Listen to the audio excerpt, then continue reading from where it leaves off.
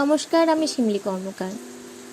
ভারতবর্ষের প্রায় 70% মানুষ ভুগতে থাকে চুল পড়ার মতো সমস্যায় আর খুঁজতে থাকে নানান ধরনের উপায়। আজকে আমরা জানব কিভাবে চুল পড়া থেকে আমরা মুক্তি পেতে পারি।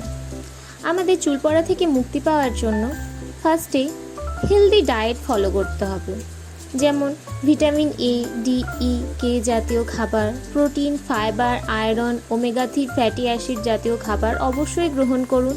যতদূর সম্ভব street food, junk food, packet food avoid করতে থাকুন। অনেক সময় হয় আমরা নানান ধরনের রেমিডিস খুঁজেও কোনো রকম উপকার পাই না।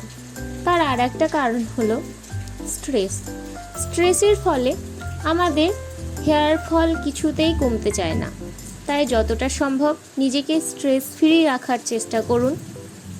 তার জন্য সকালবেলা উঠে মেডিটেশন বা যোগা অবশ্যই আপনি করুন, তাতে আপনার স্ট্রেস অনেকটাই ঘুচে যাবে। হেয়ার কেয়ার স্টার্ট করে দিন।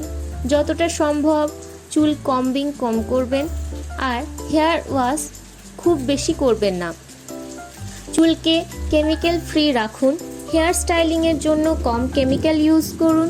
যতটা সম্ভব চুলে হিট কম ইউজ করুন। হেয়ার ড্রায়ার কম ইউজ করুন, তাতে আমাদের চুলের গোড়া অনেক বেশি ঢিলা হয়ে যায় আর হেয়ার লস হতে থাকে।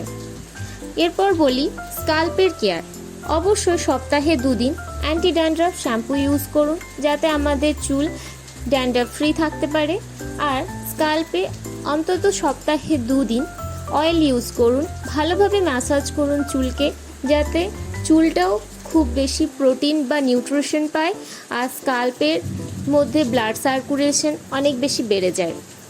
এছাড়াও আমাদের চুলকে হাইড্রেটেড রাখবার জন্য অবশ্যই আপনি খুব বেশি জল গ্রহণ করুন, যাতে আমাদের চুল হাইড্রেট থাকে।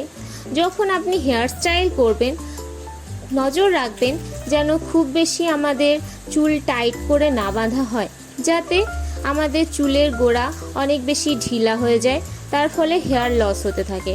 তাই এটাও খেয়াল রাখবেন যে যেন হেয়ার স্টাইলিংয়ের সময় চুলটা ঢিলা করেই বাঁধা যায়।